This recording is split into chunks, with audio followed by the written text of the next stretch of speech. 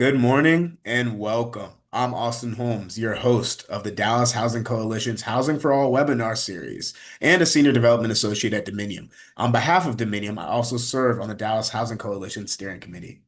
Today is the 47th installment of our Housing for All series sponsored by Dominium, where we discuss whether Dallas is big and if it is truly big enough for everyone. We hope you have been enjoying these impactful one-on-one conversations with DHC members and other community leaders who are Dallas's strongest advocates for keeping Dallas affordable. We are honored to have Farm and City Executive Director Jay Crossley joining us to discuss the legislative session and the intersection between transportation and housing policy. For the past 8 years, Jay has been the executive director of Farm and City, a nonprofit based in Austin, creating and advocating for policy solutions to improve the urban and rural fabric in Texas.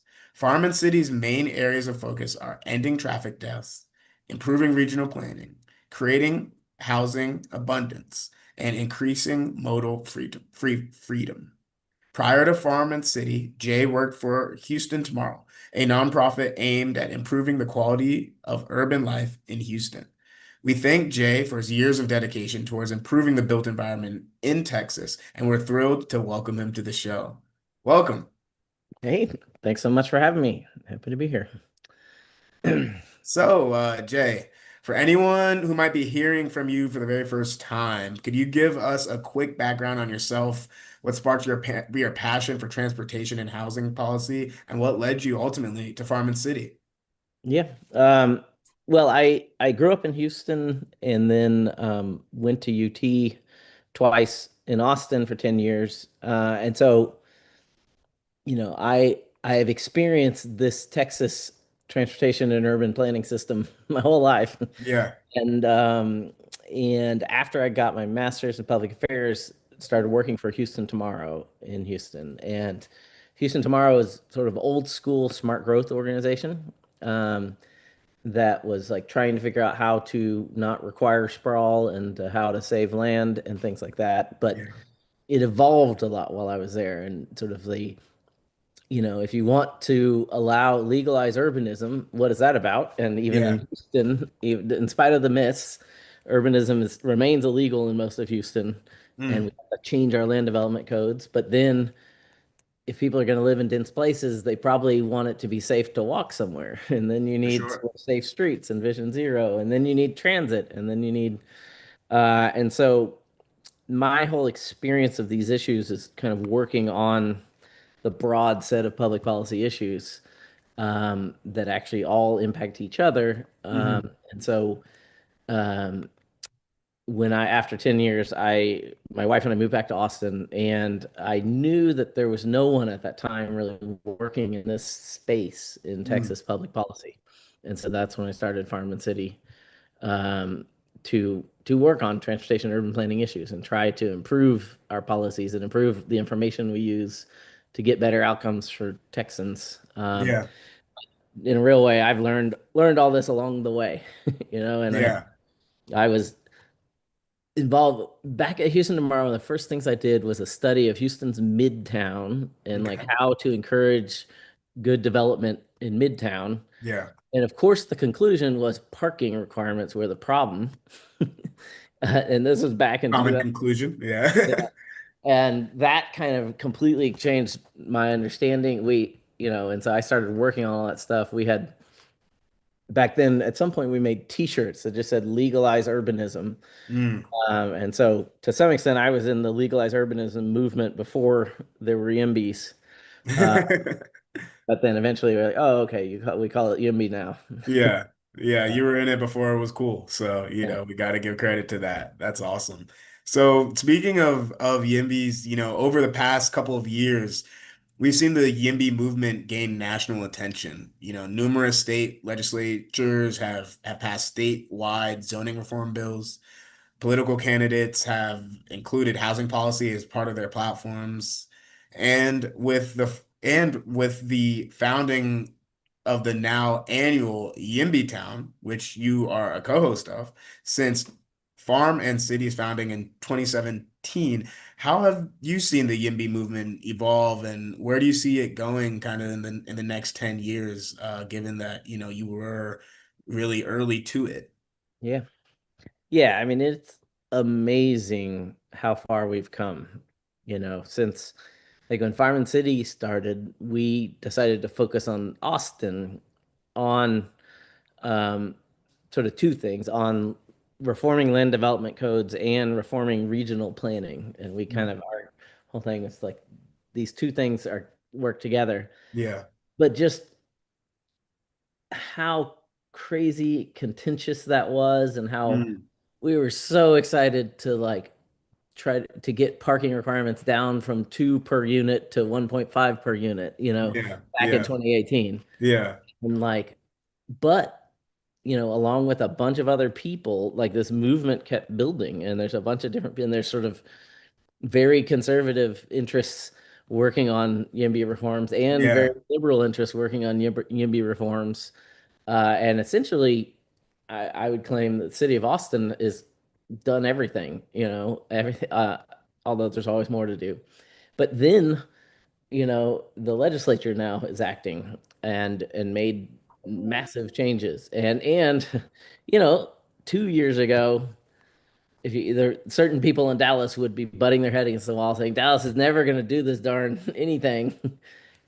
And that's different now. And Yep. things are moving forward. And so, with Yimby Town, our big goal with Yimby Town was to change the conversation to say, like, housing affordability is a problem. Like, what are we gonna do about it? Like, not, Yeah. and what are we gonna do to allow development to give people places to live? Um, and I think we really succeeded with that. So now there are Democrats and Republicans who are not questioning the need for reform, but maybe fighting over how you reform. Yeah.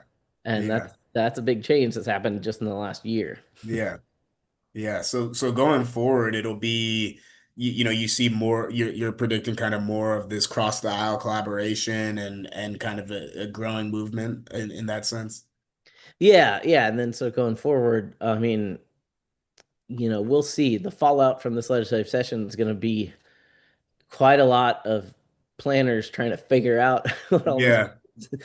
And a lot of things are going to have to move forward. I think there's Mm. extraordinary room at city level, but at like every city, Hmm. like a lot of people think of Houston and Dallas, but like Irving, you know, needs to figure Lots out of cities. its land Yeah, lots of development cities in codes, Texas that and need this. so Yeah. there's huge room for each city to figure out how to allow people to live how they want. Hmm. And then we'll see the legislature. A funny joke is that we've like the legislature basically upzoned Texas more than any state has ever upzoned, and we're good now, and like from the environmentalist point of view and affordability point of view I come from, SB 840 may do it, and maybe we're good, and like millions of people can live walkable urban lifestyles because of that bill. Yeah. And Yeah. so maybe we don't need Jimmy's anymore. We're good. Well, I think we'll still need them because I mean, like you said, there's the things, a lot of things were moved forward. And now it's kind of onto the planners and the developers and the people in the communities to now take that and interpret it and then see it out in action. And that can go a variety of different ways, of course. And so, that's definitely going to be something here at DHC that we're watching, in terms of the actual implementation of some of these things. Are they, kind of held up at local levels here and there, or are people diving in full steam ahead in some of this new urbanism stuff? And so, yeah, no, it'll be interesting to understand. So, at DHC, there's a big H in there, and so this series is primarily about housing. But we do have to recognize that housing and transportation are inextricably linked, and so transportation shapes the way our homes work, the costs associated with everyday life, and the way in which we interact with the built environment. Can you tell us a little bit about the intersection of housing and transportation policy and why it's important, kind of from your perspective? Yeah, yeah.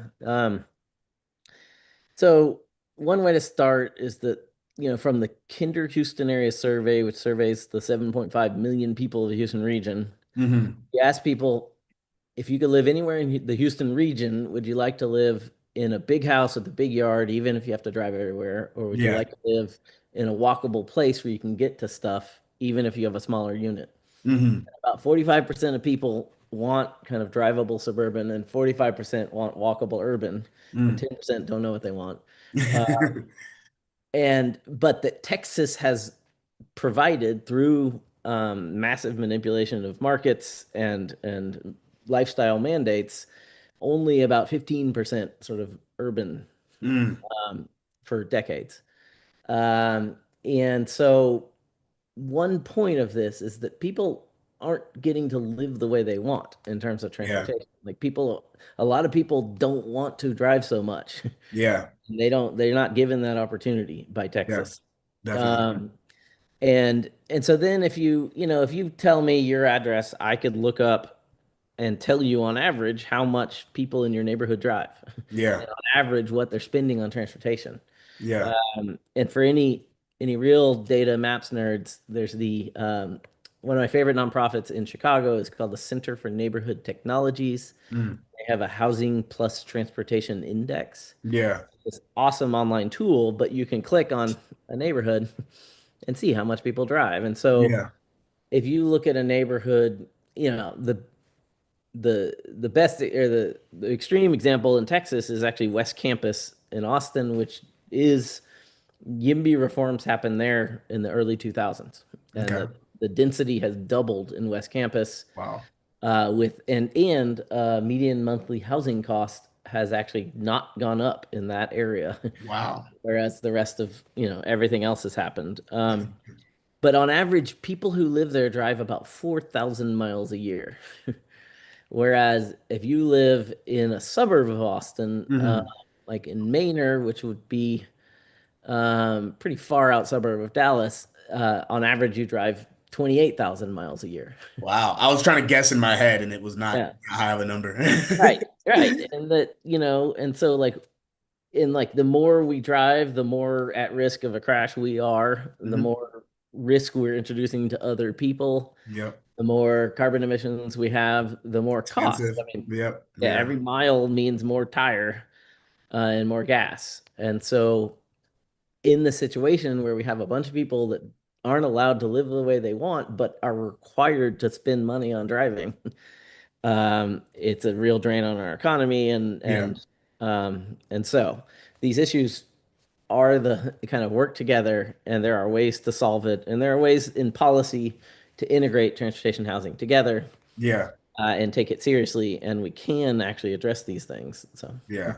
No, definitely. Yeah, I know, personal experience, you don't always get to live the way that you want, if the transportation and the nearby convenience isn't there. And so yeah, that's a really interesting stat. That's 45% want that living setup and only 15 is what we're providing for. yeah. You said something that interested me, and I was curious if you could kind of, dive in a little bit more. You said Texas provides 15% of that in terms of the living type, in terms of where people are actually able to live in Yeah. Texas. And you said the reason why is through some manipulation of markets over time. Can you explain that a little bit further? Yeah. Well, so there's sort of two big things, which is the land development codes, Hmm. but then also transportation funding. And that generally, so really quickly, generally the Texas transportation system massively subsidizes driving and builds roads. And the the non-user fee paid part of building and maintaining roads is over $10 billion a year in Mm. Texas every year. Wow. So humans are react to subsidy, Yeah. and people will choose like, oh, okay, I can live a little bit further from work because that new highway. Yeah. And so that's part that market manipulation of having our transportation system being completely devoid of market information and sort of a socialized system Yeah. produces terrible outcomes. But then the land development codes and the city of Dallas, um, not allowing places to be built as urban places and require, when the city is still requiring parking. And so The Yeah. amount of parking the city requires will increase the cost of all urban housing or all housing, Yeah. but also will limit the amount of people allowed to live in the city. And Mm. there's been part of what's great in Austin's debates is Mm. that sort of discussions of zoning capacity were really um, fleshed out Yeah. during the Code Next debate that and so we had the numbers on that, we know given the current zoning code Hmm. how many units are possible in the Yeah. city. And Yeah. then you can compare that to the regional growth rate and like Yeah. region, Dallas is growing like 150,000 people a year across the whole region. Mm. And so, but the city doesn't even allow for that growth rate to happen in the city Yeah. based Yeah. on. And so every city in Texas has done that. And every city of Texas hasn't allowed people to live here Yeah. while we're growing rapidly. And so that is what causes that imbalance. Yeah, I really appreciate you diving into that. That's helpful and really interesting. So last Monday, the Texas legislature had its final day of the 89th legislative session. Farming City advocated for the successful passage of a number of bills, including HB 24, which eliminated the quote tyrant's veto, and SB 2039, which more clearly defines users of bikes, e-bikes, motorized scooters, and more, improving pedestrian safety. How does the passage of these bills get Farm City closer to achieving its goals of increasing housing abundance and ending traffic deaths? So maybe you could speak to Yes. HB 24 and then SB 2039. Yeah. So HB 24 is very interesting. And this was our biggest priority in the housing space, although there were lots of other entities working on that bill. But from my point of view, that was the most important thing. And it's the most like the moral thing, and basic good governance. That, it was essentially repealing a Jim Crow era law saying that only landowners have this sort of exclusive veto over zoning rules. Mm, So why is that okay to have yeah, part of our democratic system only available for property owners? yeah, So that just like I think that violates the Constitution, and so like it's a basic undemocratic thing. yeah, But also the outcome of it was just mhm, terrible. That both that old rule was used to block affordable apartments all over Texas all the time. Oh, I know it. Yep. And then also, though, was used to block cities trying to reform zoning comprehensively. Mm, And so, like the impact in Austin, the Code Next process was killed based on this law mm, in a lawsuit, and the estimated impact of that was about 50,000 less units in the city of Austin over 10 years. yeah. And that because a small handful of people were given this exclusive property owner Mm, veto, um, there's 50,000 less units in Austin today than would have been there. yeah. Yeah. And so I think this, and a key point is HB 24 is actually a local control bill, and it says, um, basically this is the call to action, and like every city council member, every mayor in Texas, the legislature has said, it's your job to figure this out, and we no longer are going to give this exclusive veto to people Yeah. blocking you Yeah. from doing this. And so I hope that HB 24 will lead towards thoughtful planning processes where cities Mm, figure out how to upzone, but do it the way they want, but to yeah. allow people to live the way they want. Um, and we particularly worked on a little part of it, which is a bonus program.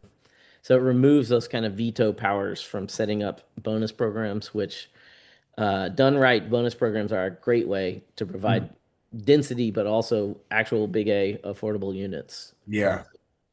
So I'm very excited about that. And then the SB 2039 is basically saying that like a kid riding a bike is counts as a pedestrian in terms of our laws saying that people driving cars shouldn't kill pedestrians. Mm, And there has been a steady march that we can take some credit for over the last 10 years of the Yeah. legislature slowly making Texas traffic laws make sense. Yeah.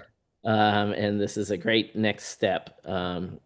that, we we should have the freedom to drive in Texas, but we also should have the freedom to like walk or send our kid out to the store without Yeah. worrying about them being killed. So Yeah. No, that's huge. Those are both very impactful transitions. So it'll be really cool to see those play out. And it's really awesome that you had such a key part in the passage of those bills. So during the legislative session, a record 8,719 bills were filed. Because of the sheer volume, many bills that would have improved roadway safety and increased housing abundance didn't make it through, such as HB 5253, a bill that would have allowed municipalities to lower speed limits to 25 miles per hour without going through the costly studies, and HB 5300, which would have directed TxDOT to identify the most dangerous roadways in the state and fix them. Do you see these bills being brought up in future legislative sessions and having a better chance of getting passed, or how do you kind of view the future of some of those other bills that did not make it this go around? yeah. Yeah, we our little nonprofit didn't have a lot of funding, and so tried as hard as we could. But for example, we're not able to pay lobbyists to help with those bills, Yeah, which lobbyists can't get everything done, but they sure can yeah, make it easier, and can get you the meeting and things like that. Uh, there were some big changes in the Texas House. The no Democratic chairs meant a new chair of the Transportation Committee, and that's Speaker Craddock, who overall did, I think, a pretty good balanced job. And like the bad transportation bills didn't pass, but it kind of meant like starting over, and mm, in many ways, we were trying to explain to a lot of staffers, like, there's a traffic crash problem, and like there yeah, are ways to fix it. And so we kind of had to start over again on everything, in yeah, many ways. And so one version of that story is now, there's new leadership in town in transportation, hmm, and hopefully over the interim, the House and Senate transportation can take safety seriously, and really move forward. And we'll see. But I'm not sure. I'm not yeah, sure what the future holds. And to some extent, that sort of the new way, means that we're not. It's not quite clear what kind yeah. of things the next legislature, if it were the same group of people, what they might be down for. Yeah, definitely. Did you for those bills, particularly kind of those transportation ones, did you see a lot of pushback or kind of what were, it obviously didn't get through this go around. Is it kind of just time and just too many bills, or was there a specific pushback to those And ones, or to some extent, just competing for attention and being important enough is a yeah. big problem. However, um, there's a group that sort of fights, against safety. There's a sort of anti-toll group, Okay. but that they believe in sort of the Obama UN conspiracy theories, that like any efforts to like make Texas streets safer is just trying to take away your freedom and Mm, require you to ride in the bus, kind of mm, things. And so those folks did actually oppose safety things, yeah. based on saying this is a conspiracy to take away your freedom. Yeah. So that's real hard. That the right amount of mucking things up with some conspiracy and fear can Yeah. make it just hard enough to get your hearing. Yeah. But other than that, no. And that's like the good thing is, over the last 10 years, that's changed a lot. That Yeah. bipartisan support for, doing something to reduce the amount of people dying in our streets and give people sort of freedom to do what they want. Um, Yeah. so Definitely, definitely. That's really interesting. I do think it's helpful to kind of, evaluate, the things that we're pushing for, analyze and kind of think about, what is the opposition? What is the pushback? So in that way, whenever we go out and have conversations with friends and family, we're kind of armed with information that folks might be coming with if they disagree. And so we can kind of have those discussions and maybe next time around those bills do move forward. So that's really cool. That's really Yeah, cool. hopefully. So Farm and City recently announced it is pausing operations for a reboot. What does the reboot process mean for Farm and City? And how will your organization change as it moves forward? Yeah. Um, well, yeah, so this is really just started sort of as of at the end of May. No one was working for Farm and City. And then I went on vacation for a week for my birthday and to chill Happy out session. birthday. Thank you. So really this week is the first week of like trying to figure that out.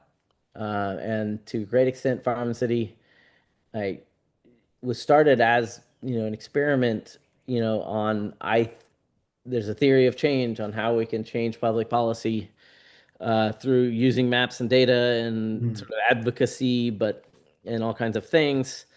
Um, and I think we've really proven that it does work and kind of done amazing things. But um, it's sort of time to move from the pilot showing how this works to building support and building an institution. And that to some extent, I'm always excited about like, Dallas parking reform and Yeah, like if there's an opportunity to go change policies, I'm gonna go stay up all night working on that. yeah, Um, but somebody, if you have a nonprofit, somebody has to, you know, build the nonprofit. And yeah. so, and we need a team. So it essentially, I have to spend some time figuring out if there are enough Texans who want this, if there should there be a nonprofit public policy advocacy think and do tank in the transportation and urban planning space using the farm and city model, and is there I need to find board members who are going to do this with me, Mhm. and I need to find funders, and so it's kind of it's an exciting time, and I'm going to try to go around the state, and I'm gonna try to come to Dallas a little bit and like just meet with people Yeah. and talk about it. A funny way to put it is like we've done extraordinary work, I think, and we have a lot of data and information and a lot of policy proposals. So if Farm City is going to stop existing, I need to hand off all those things. So Yeah. um, I hope that this summer can be effective at making sure the next 10 years we continue progress on transportation urban planning issues. And I'm really honestly not sure what that nonprofit looks like afterwards. But hopefully I can figure it out. Gotcha. Well, I'm sure you will, because you like you said, you've accumulated so much research, done so much great work, that we, we're really excited to see how it kind of continues to impact the built environment in our lives here in Texas. One question I have of Farm and City, because here at DHC, and even in my work, we do spend a lot of time thinking about housing issues and transportation issues as it relates to kind of more the urban core. But of course, Farm and City is called Farm and City. And so can you explain a little bit about the kind of the differences in different municipalities and different things that you might be working on in a more urban environment versus a more rural environment as you go around and look at different things? Yeah. Part of that is just the long-term vision of like we are a climate change organization that's working focused on humans being able to live happy lives in Texas forever. And like you need good cities for that to be Yeah. possible, and you need intact land and Yeah. farms. And so that is kind of the idea is like we Hmm. need both and they can work together well. And then a lot of our work on housing and regional planning is about not, Texas destroys more prime farmland than any other state Wow. because of our urban planning and transportation policies. And Wow. so that we directly make it really hard to farm in Texas based on our transportation policies. Hmm. Uh, However, another side to it is that sort of urbanism, it's very fun to go yell at Austin City Council or Dallas City Council and demand urbanism there. But that, Abilene, a lot of people live in Abilene, and a lot of Hmm. people in Abilene wish that they could walk to a store. Yeah. And so that's been an amazing, fun part of Farm City is we have done, we did these TxDOT, we got funded by TxDOT to do safety trainings all across the state. And like, Hmm. so I got to go to Tyler and like talk to people about and like Yeah. so and like downtown Tyler, they're Yeah. trying, they're making sort of they've some cool sidewalk things happening and there's Yeah. some urbanism. And so that is one of the fun things that I think there's a lot of room for is the role of urbanism all across Texas, including Yeah. in rural counties where the small town historically was the small town Yeah. and could be again. And so so anyway, I guess the point is that we hope to give all Texans, the freedom of options to live how they want and to have access and Yeah. easy access to sort of what they want. And that's not just in the dense cities. Uh, Yeah. so That's really cool. Yeah, that you really do get a really interesting and amazing range of experiences in the work that you're doing because there are so yeah. many, big towns, but then also small towns that are doing amazing things and are thinking about things in creative and new ways. So, it's really commendable to see that, and it's really cool for you to be a part of all of that. Yeah. Is there, as we close up here, is there anything else that you'd want to share with folks about, how they can get involved? With the general mission of what Farm and City is all about, or things that they should be keeping an eye out on. Yeah, maybe I'll just say that we do have quite a lot of great data. I always say to people like the Farm City thrives on good questions. Mm, So there is a lot there that can be very helpful. So please ask. And if anyone, I'd love to talk to anybody about kind of the future of transportation and urban planning policy in Texas. hmm So reach out at Yeah. j@farmcity.org because I'm kind of in listening mode the hmm next several months.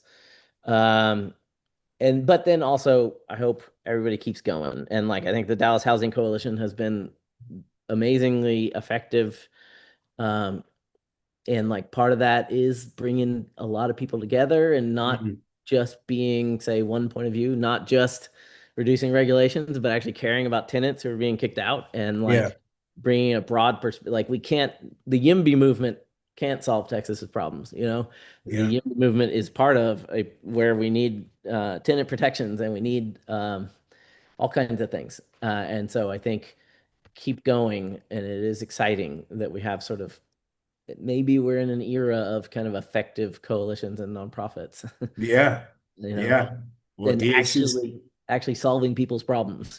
definitely, definitely. Well, yeah, thank you for explaining kind of how folks can get involved and yes, that DHC very much hopes that we are in an era of effective coalition solving folks' problems because Yeah. that's what we're here to do and that's what we're striving for.